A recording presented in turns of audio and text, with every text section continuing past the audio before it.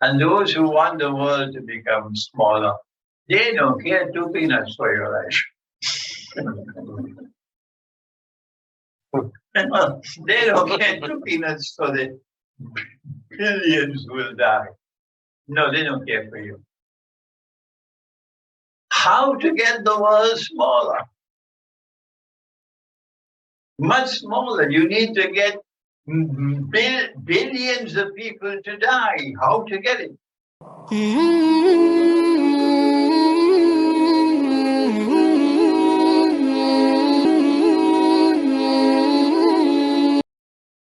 Bismillahir Rahmanir Rahim. We begin with Allah's blessed name. We praise Him and we glorify Him as He ought to be praised and glorified. And we pray for peace and for blessings on all His noble messengers, and in particular on the last of them all, the blessed Prophet Muhammad sallallahu alayhi wa sallam, as we greet you from Masjid Nurul Islam in Ilford, in London, in Britain. Okay. Assalamu alaikum wa rahmatullahi wa barakatuh. I want to begin by thanking Masjid Nurul Islam for their invitation for me to lecture in a masjid in Britain. This is a good sign. And that we should be talking to you today on this critically important subject of biological warfare in Akhirul Zaman. Akhirul Zaman means the end of time and time. It is a monstrously evil subject. And it is a terrifying subject. And so we have to begin with a word of comfort for what is to come afterwards. And that is that Allah subhanahu wa ta'ala has given us words of comfort in the Quran.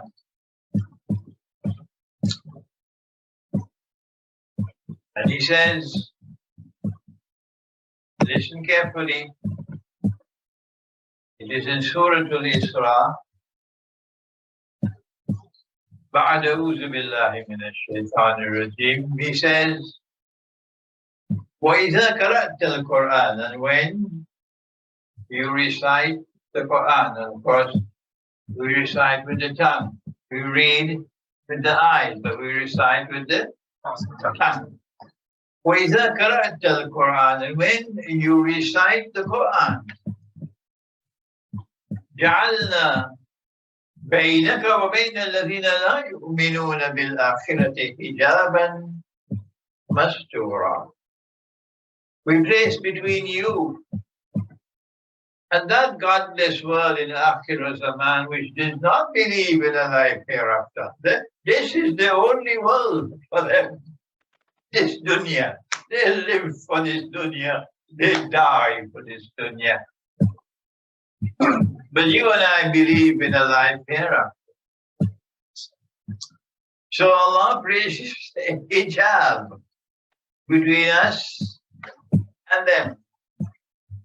And that hijab covers, separates, and protects. But provided that you recite the Quran the way that Allah recited it. Did Allah recite the Quran? Did you ever hear that before? No, you never heard it before. That Allah recited the Quran. And then He said to Nabi Muhammad sallallahu ta'ala alayhi wa sallam, He said, when I have recited the Quran, you must follow that way of recitation. Have you ever heard that? Never? When I have recited the Quran, you, O Muhammad sallallahu ta'ala alayhi wa sallam, You must recite the Quran that way. Did you ever hear that? Kabhi suna aapne? Well, I was surprised to you. This is in the Quran. This is in the Quran.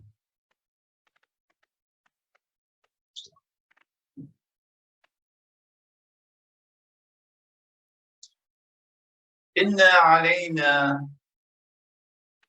jama'ahu wa Quran. O Muhammad, alayhi salatu wasalam, you recite, you are receiving these revelations. And you don't know where it's going. So I am telling you, O Muhammad alayhi salatu wasalam, I will bring all the revelations together. Jama'ahu, bring it together as a whole. And when I have done that, I will recite the Quran. Wa Quran. Now listen to the next verse. This is Surah Al-Qiyamah. You don't believe me? Go check it. Check it out. فَإِذَا قَرَأْنَاهُ. This is in the plural. First person plural. And when we have recited, I use the singular. And when I have recited, فَإِذَا قَرَأْنَاهُ فَاتَّبِعْ قُرْآنَ. You must follow that way of recitation. First time you heard it? And this is in the Quran. ثُمَّ إِنَّ عَلَيْنَا جَمْعًا ثُمَّ إِنَّ عَلَيْنَا بَيَانًا. After we have taught you how to recite the Quran, then we'll teach you the Quran, the meaning of the Quran. So you can't study the Quran unless you are first reciting the Quran. I wish I had the time today to teach you how to recite the Quran, because nobody is doing that the correct way. But I have a book entitled The Quran and the Moon, Quran or Chan. We don't have it in Britain as yet.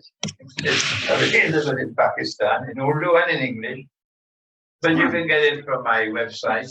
You can download it free of charge and read that book. You have to recite the whole Quran. How old are you? 10. That's best age. 10. By the age of 10, your children must be reciting the whole Quran from cover to cover. This is called khatam. Khatam means to complete the recitation of the Quran. Every month, not January, February, the lunar month. And therefore you have to recite the first juz, the first part, or sipara, on the first day. And the second on the second day, and the third on the third day. But Allah has prohibited you from chopping the Quran, from cutting the Quran in pieces. That no, the first juz is until 141 in Al-Baqarah. Chop! You do that? He says in Surah Al-Hijr, For Rabbika, O Muhammad alayhi salatu wasalam, I take an oath by your Rabb. لَنَسْأَلَنَّهُمْ أَجْمَعِينَ عَمَّا كَانُوا يَعْمَلُونَ. I'm going to question every single one of them for what they have done to this Quran. He has divided the Quran into surah, and you come to chop the Quran? What is your fate on Judgment Day? So the first juz, of course, every juz must begin with Al-Fatiha. Chabi hai, this is the key. And the first juz, therefore, is Al-Fatiha and the whole of Surah Al-Baqarah. The second juz is Surah Al-Fatiha and the whole of Surah Al-Imran. That is the way you have to recite the Quran. So get the ajza from my book and recite the Quran that way. And if you recite the Quran the way that Allah recited it, then there are words of comfort for you. to give you some hope in these hopeless times, that this Quran can protect you in this age of biological warfare. And this Quran, come forward, come forward, come forward.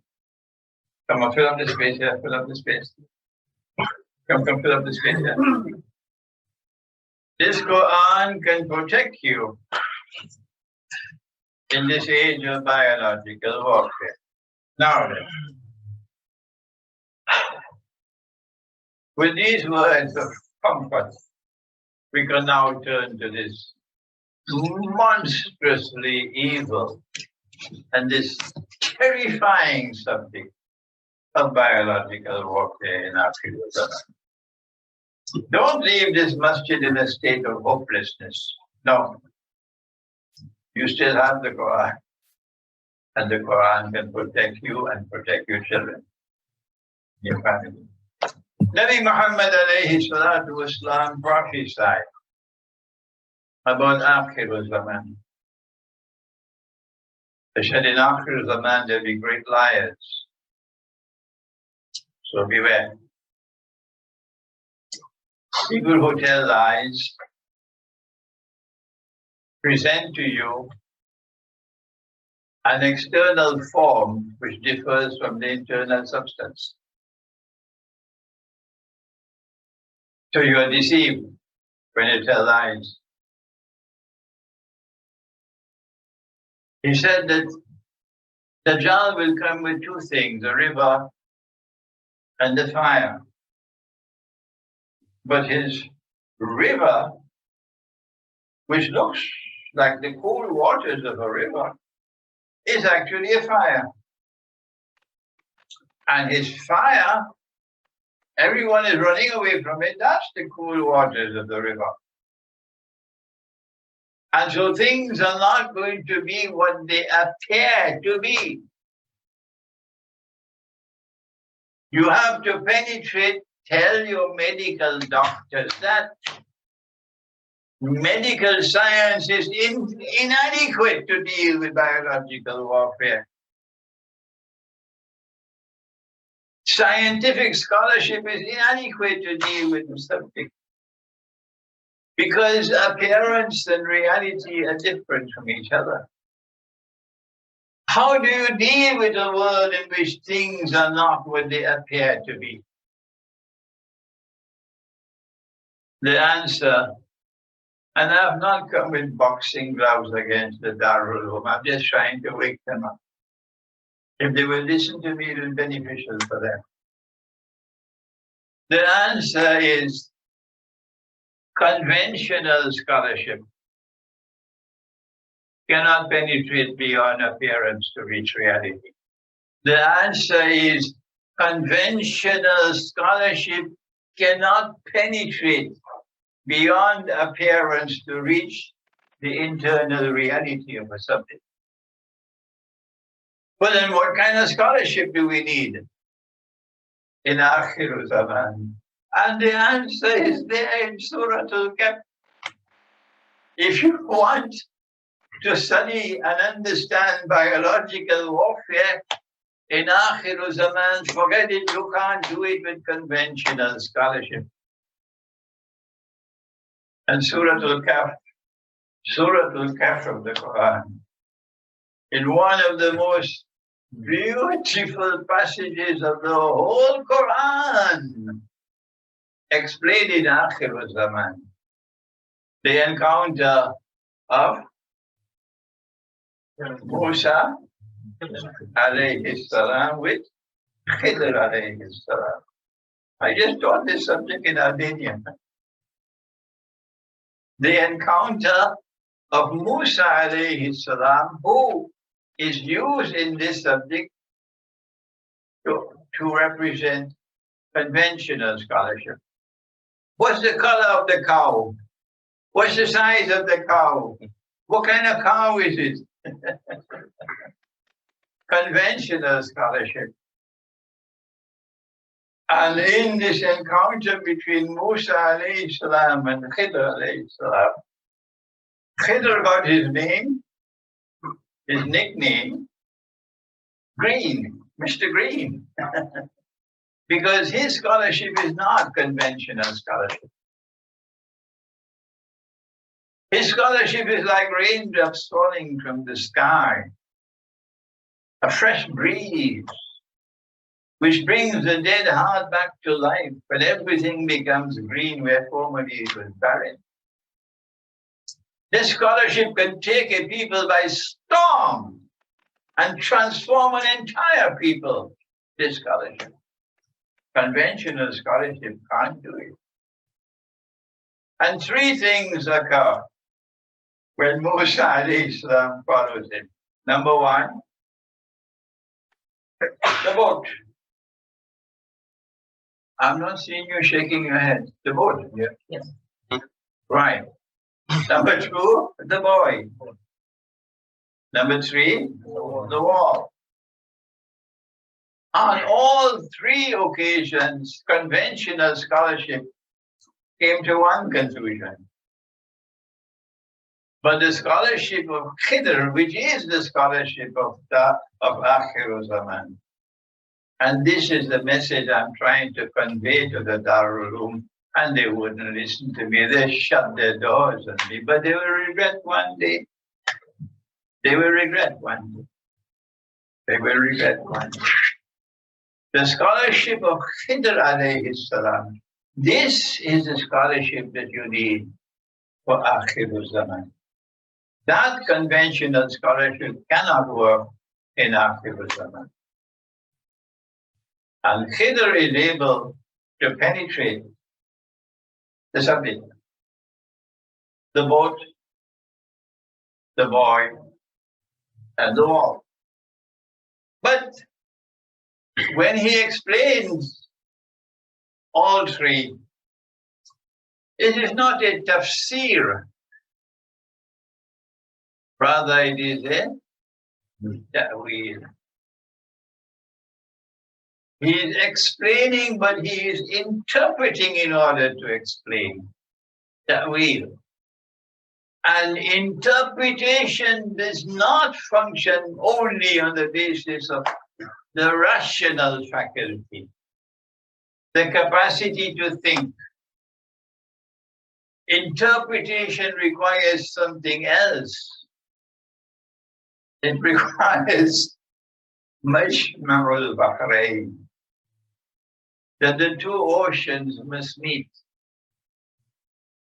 The ocean of knowledge externally acquired and the ocean of knowledge internally received.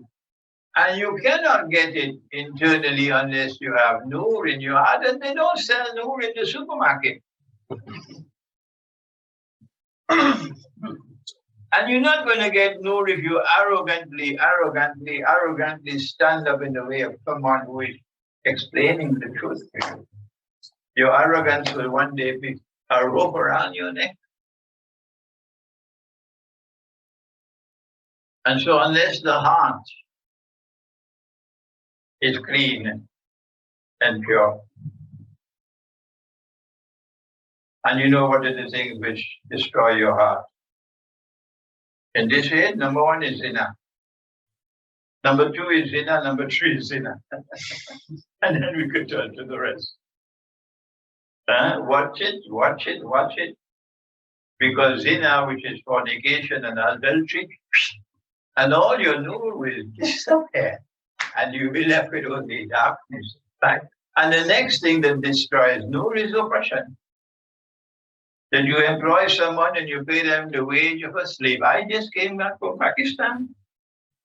And I found that in 75 years, the economy of Pakistan has remained the same. It's an economy of slave masters and slaves. And if you oppress anyone, there's no Noor in your heart. So then, if you are to study the subject of biological warfare in Akhir Zaman, you need a different kind of scholarship from conventional scholarship. You need to be able to penetrate beyond external appearances to reach reality. And beware, because he said, in Akhir Zaman, they are great liars. That's why I said, there are normal lies, and then there are great lies, and then there is 9/11. Yeah, I have been saying this for 20 years, and not from today. 20 years now. And I've survived, alhamdulillah. The Nabi Muhammad alayhi salatu wasalam also said about Ya'juj and Ma'juj, Gog and Magog, that they're going to corrupt the whole world. We know from Surah Al-Kahf that they have an indestructible power. Only Allah can destroy. And number two, that no power in the world can stand up to them. He'll tell you. And we know from Surah Al-Anbiya that when they are released into the world will experience for the first time and for the last time and for the only time. Let me repeat that. The world will experience for the first time, for the last time, and for the only time. An amazing phenomenon.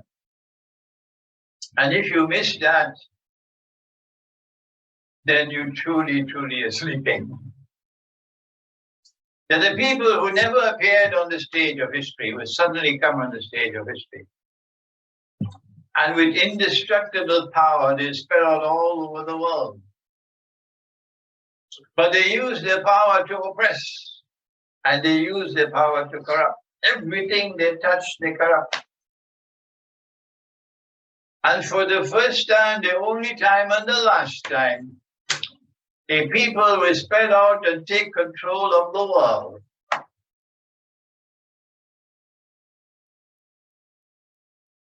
And when they do that, they will then use that control over the world to bring a people back to a town which Allah had destroyed. And the people had been expelled from that town and had been banned from ever returning to reclaim that town as their own. Until this unique phenomenon occurs, that they spread out all over the world and they take control of power all over the world. They will bring these people back to the town to reclaim it as their own. It happens only once in history. And if you can't see that, you're blind. Or you're stuck in some piece of concrete with a solitary hadith that you don't understand and you misinterpret. And you're betraying the Quran and disrespecting the Quran. But there are people, no matter how many times I teach this subject, they never listen to me. So let's wait. On Judgment Day, we'll see who is correct and who is wrong, who is misguided and who is rightly guided. Dr. Muhammad Iqbal, but in Pakistan they call him Allama Iqbal. But I say great men don't need any titles. Dr. Muhammad Iqbal, about 100 years ago, he wrote in poetry, Khul gaye Ya'juj aur Ma'juj, Khul gaye Ya'juj aur Ma'juj ke lashkar tamam. All the forces of Gog and Magog have been released. And this is one of the most prominent scholars of Islam for the modern age. Not a man to be trifled with. Chashme Muslim dekhli tafsir harfi yansirun. Iqbal is saying, go back to the Quran and go back to that passage in Surah Al-Anbiya, which ends with the word Yansirun. Which town is it? Our Prophet said, Sallallahu Alaihi Wasallam, that Gog and Magog will be destroyed by Allah in Jerusalem.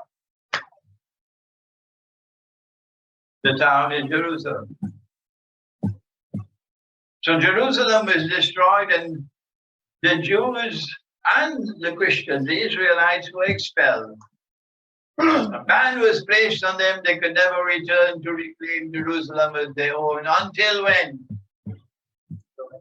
Until Gog and Magog are released. And then with their indestructible power, they take control of power all over the world.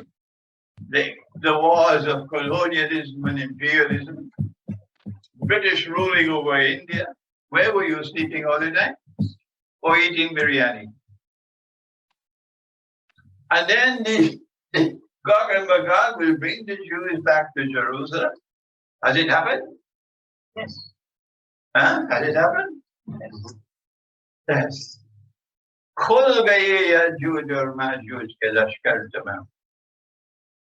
And so Gog and Magog today control the world. They control power in the world. And very clearly, for those who have a little bit of capacity to think, it is modern Western civilization which, with indestructible power, was released into the world. And the armies swept the world. And they took control of power all over the world. Whoever stood in their way, they brutalized them. And it is the modern West which brought the Jews back to Jerusalem to reclaim it as their own. And so if you have £5 worth, Pakistan had say 5 rupees worth of intelligence, you know. Forget them who refuse to think. History will leave them where they are. But you can think. Gog and Magog are those who control power in modern Western civilization. With these words, they'll close the masjid to me. They'll shut the doors of the masjid for me for preaching the truth. Wait, we'll see what's going to be the end of this story. And so if you want to study biological warfare, you need not only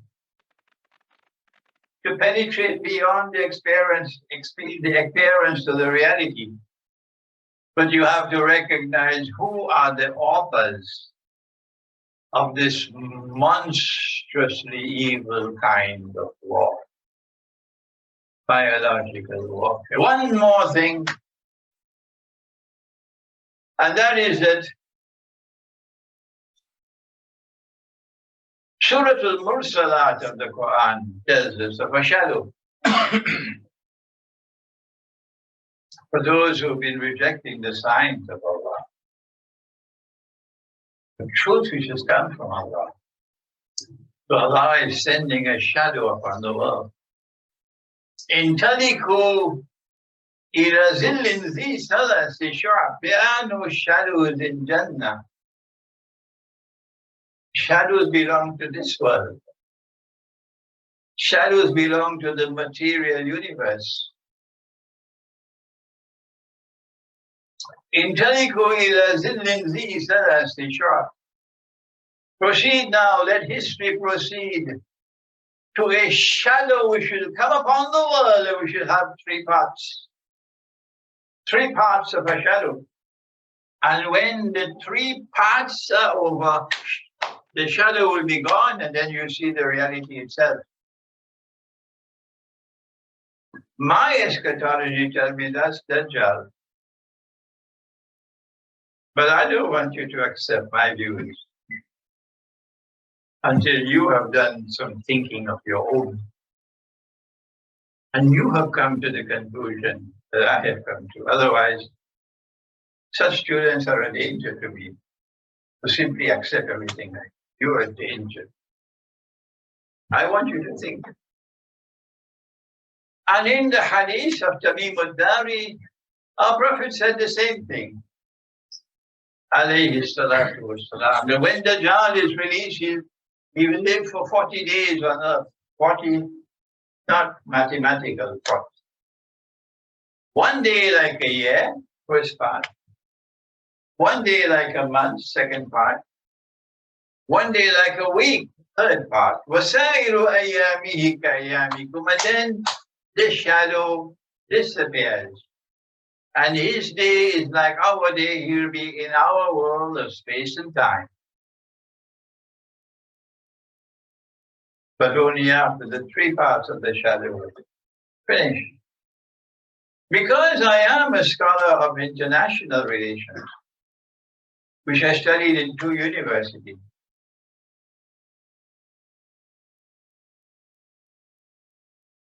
and I know that Dajjal wants to rule the world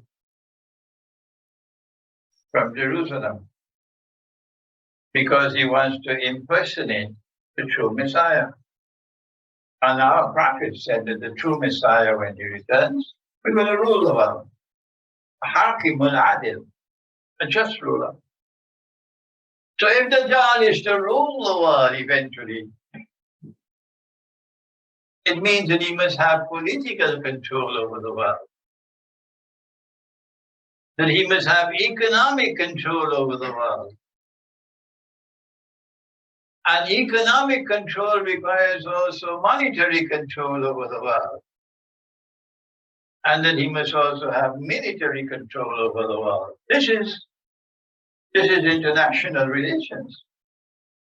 So I came to the conclusion 25 years ago, when I was still in New York, that Britain did not emerge as the ruling state in the world by accident.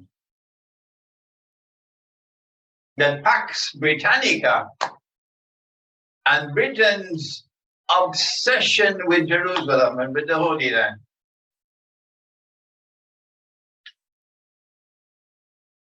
implied that Pax Britannica is located in the first part of the shadow. And I wrote that in my book, Jerusalem and the Quran. We have very few copies now left in Britain. I don't know how many we have there in the back. Pax Britannica is the first part of the shadow, and I wrote Jerusalem in the Quran, say that, 20 years ago. And then I noticed that the United States of America replaced Britain as the ruling state in the world. And I said, it didn't happen by accident. The United States didn't simply fall out of the sky, but rather this is the transition from part 1 to part 2. And so Pax Americana is the second stage of the shadow.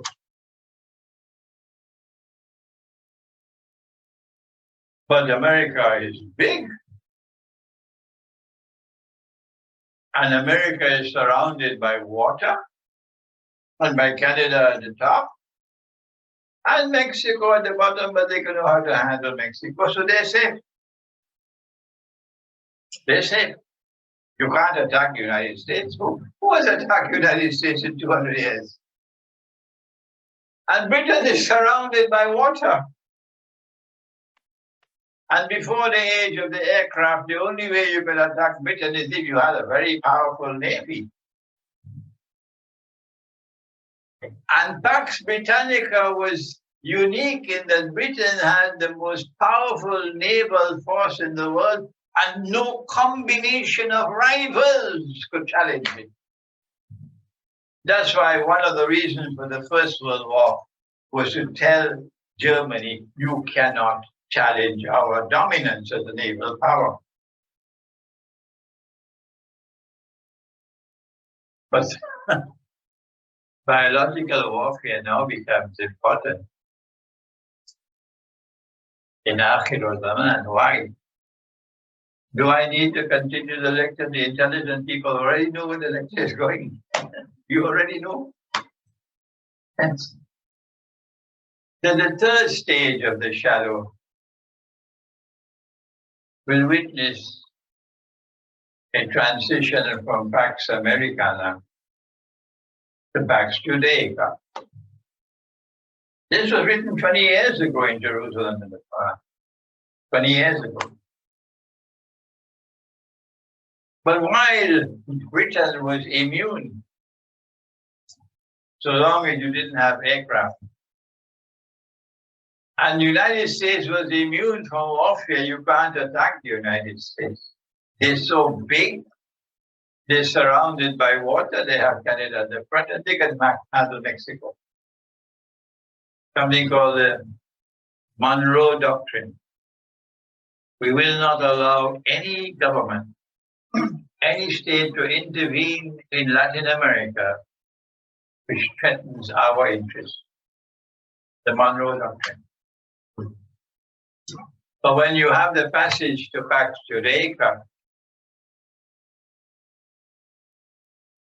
something different is coming up. Completely different. Israel is very small. And Israel is surrounded all around by those who hate and despise it. And the prophecies which have come from the prophets are that Israel is going one day to perish. So how can Israel survive? There are two possibilities. The first is that Israel must expand and become as big as the United States. Or the other is that the world must become much, much smaller. Which one will it be? Which one will it be? Is Israel going to expand and become as big as the United States? Or is the world going to shrink and become much smaller? The answer is, this is my view. You don't have to accept my view at all. My view is that the world is going to become much, much smaller. So it becomes manageable for Israel. And those who want the world to become smaller, they don't care two peanuts for your life. They don't care two peanuts for the billions who will die. No, they don't care for you. How to get the world smaller? Much smaller. You need to get billions of people to die. How to get it smaller? This is my view. You don't have to accept my view. So don't come after me after the lecture. If you differ with me, I am okay with that. But then you must tell me, how is the world going to become smaller?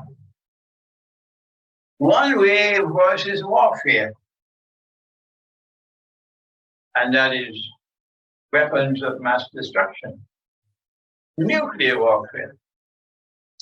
And the other way, the safer way, the easier way, the way which leaves no nasty footprints, is biological warfare.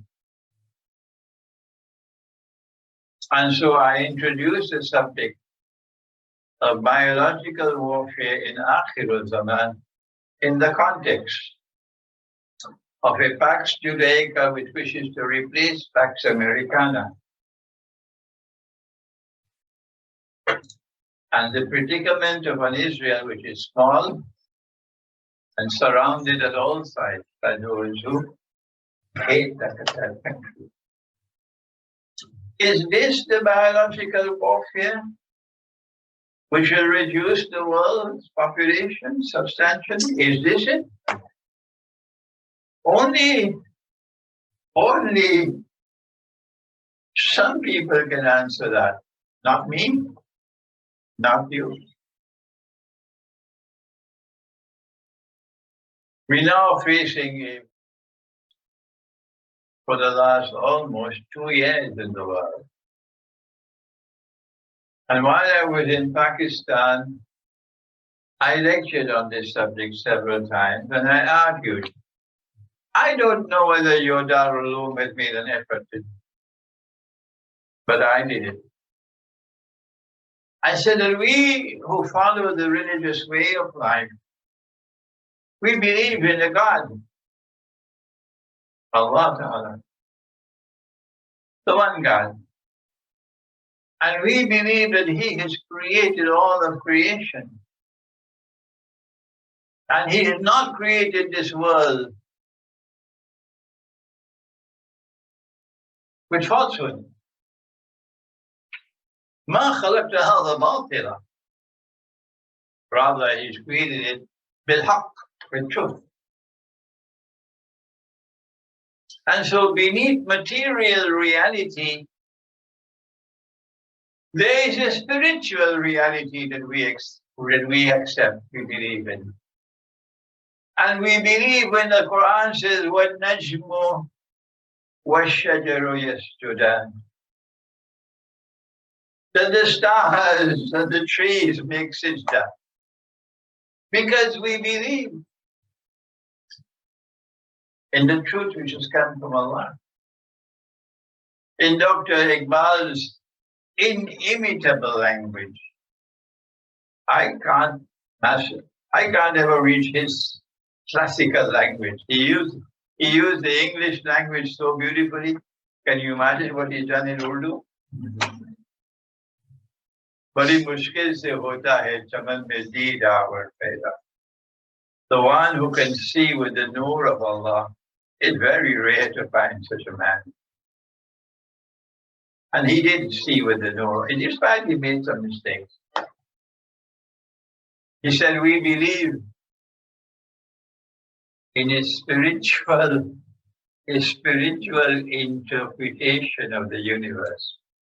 I don't think modern Western religion could even understand what it is. We believe in a spiritual interpretation of the universe. And so nature is alive. And nature is pregnant with truth. And so those who have a capacity to see what others cannot see, we say that nature will not attack mankind, target all of mankind at the same time. That's not possible. That's only from a nature which is built on falsehood and evil. Nature will not target all of mankind at the same time. But those who have given us this have done that. And in the process, they have revealed themselves.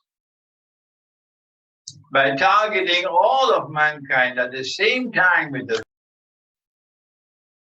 they have exposed themselves. That this does not come from nature. And therefore, it constitutes biological warfare. Those who differ with me, we wait on Judgment Day to see who is right, me or you. Yes, we wait for that. If this represents biological warfare, which no doctor has the competence to speak about it, no scientist has the competence to deal with the subject. You need the scholarship of Khidr alayhi salam to deal with this subject. I began the lecture that way. If this represents biological warfare, is it possible that the is innocent?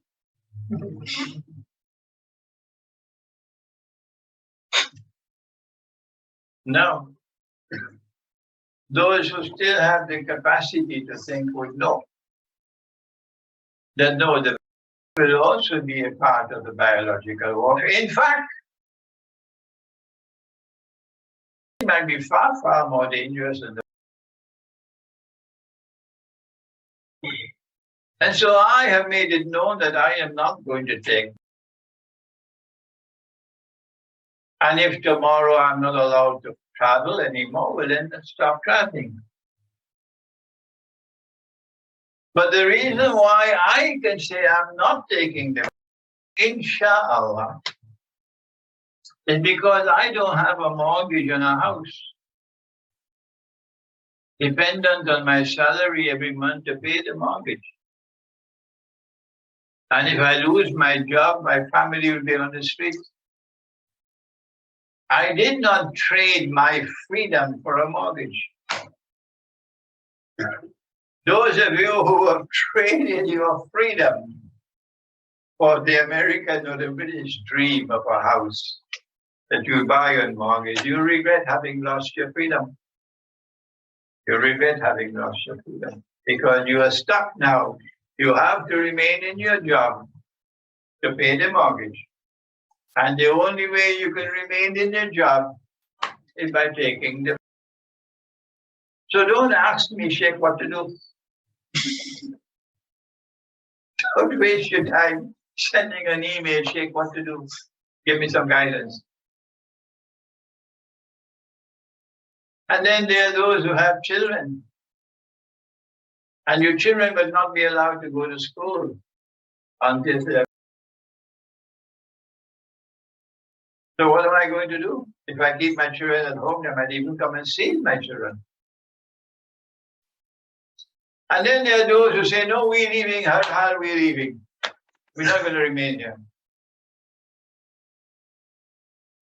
Your wife says to you, honey, you can go, I'm staying. And your children say to you, Papa, you can go, we're staying. You're stuck. How can I leave my wife and children? That's the road to freedom. I can't leave it. Don't blame me, blame yourself. If you accept this analysis, then you'll not be a part of the, my language is going to be harsh now, the sheep and the cattle who betrayed the religion in the masjid. The sheep and the cattle who disgracefully betrayed Islam in the masjid. When Allah's messenger said, if you leave a space, Shaitan will come and take that space. And you say, no, the government said we have to leave this space. Tell Muhammad alayhi salatu wasalam, stay out of the masjid. The government is in charge and not Muhammad alayhi salatu wasalam. And like sheep and like cattle all over Britain, they stood 3 feet apart.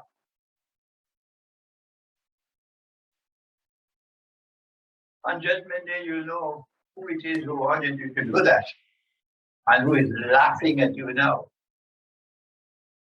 You committed bid'ah.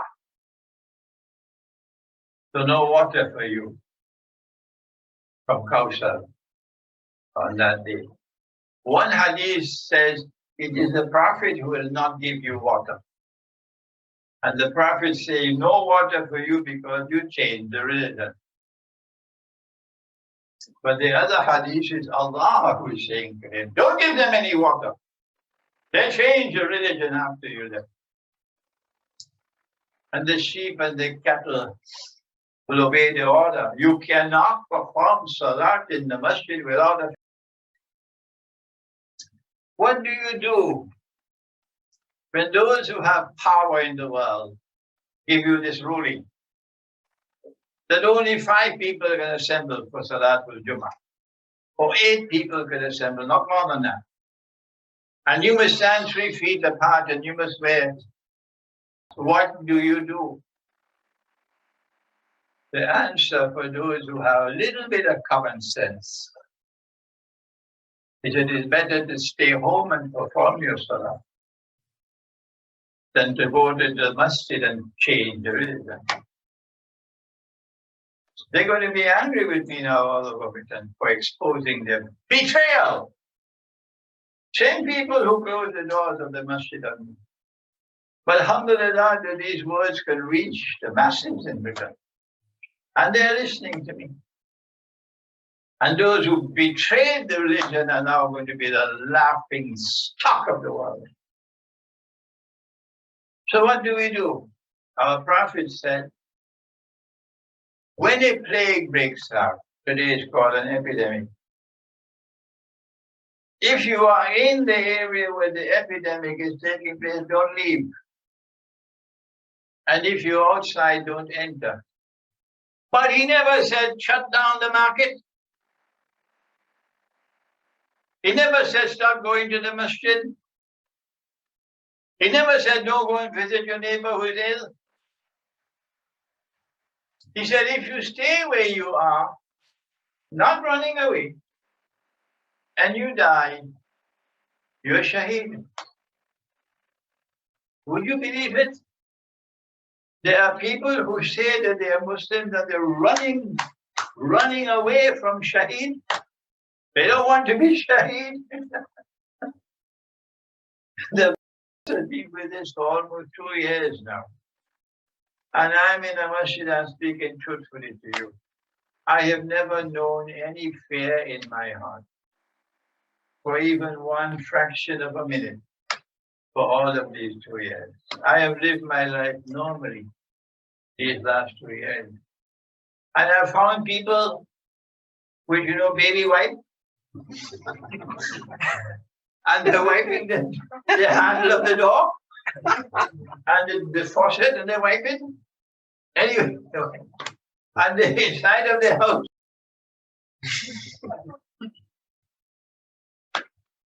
Can you imagine the taxation of that heart? Living in constant fear. Our Prophet ﷺ, however, told us that the time will come when a believer, in order to preserve his deen, will have to flee to the mountainside and places where rain falls, taking with him some sheep and goats. You're not going to find any social distancing out there. In the remote countryside. And Albania, you got lovely mountains. Oh, yes. You have lovely, like the north of Pakistan, lovely mountains, mashallah. You go to the mountainside, the places where rain falls. You withdraw from society. You produce your own food, your own milk and meat. And your religion will survive. You remain in the city, and you're going to lose your religion. But our Prophet ﷺ also said, one of the signs of the last day is that the Arabs are going to experience plague, which is epidemic.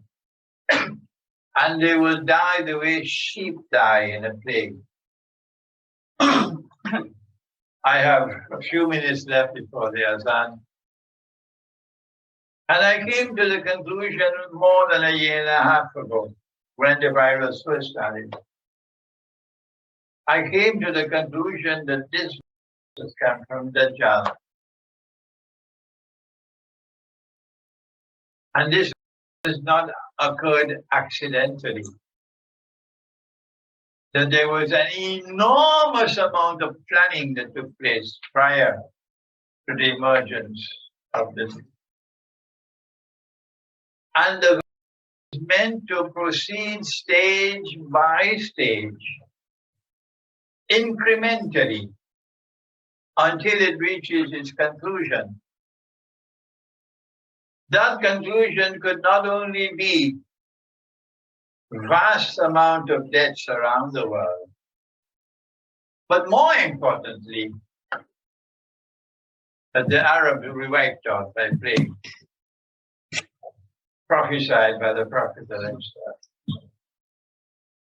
And so if it will be DNA specific for the Arabs, or if it is meant for them, will wipe out the Arabs in Israel and around Israel, where they live in densely populated communities. And this, of course, is meant to facilitate facts today. You'll have a lot of time after Salatul Isha for questions and answers. I have by no means exhausted the subject. I had to spend some time on that very important introduction in order to take you to the subject, which is monstrously evil and terrifying. But I had to give you that message of hope at the beginning, so you would not leave the masjid in terror. And that is that if you recite the Quran the way that Allah recited, I read my book, the Quran and the Moon, forget that way, then the Quran can protect you. Allah will place a hijab between you and that godless world. And that hijab will cover you, separate you from them, and protect you. And I had to tell you at the beginning that our Prophet says that in Akhirul Zaman there will be great liars. So don't take things at their face value. That the external form is different from the internal substance. And if you cannot penetrate the internal substance, you'll be misguided by the external form. Those who can penetrate the internal substance are few, but in mushkil se hota hai chamanne, deedawar kaida. The man who has the capacity to penetrate the internal substances is born very rarely. So you have to search for those who have the profile of Khidr, alayhi salam. I am now 83 years of age by the moon. I have to say that because Allah says in the Quran, did you know that? I gave you the moon لِتَعْلَمُوا عَدَدَ السِّنِينَ وَالْحِسَابِ. I gave you the moon to count the years and to compute time. So 83 years by the moon and almost 80 by the sun. So my time is coming to an end, but the young ones have to be brought, educated and taught and brought to life. That from amongst them we might have the profile of Khidr alayhi salam. And they might be able to teach the Darul which is not willing to listen. ربنا تقبل منا إنك أنت السميع العليم وتب علينا يا مولانا إنك أنت التواب الرحيم برحمتك يا أرحم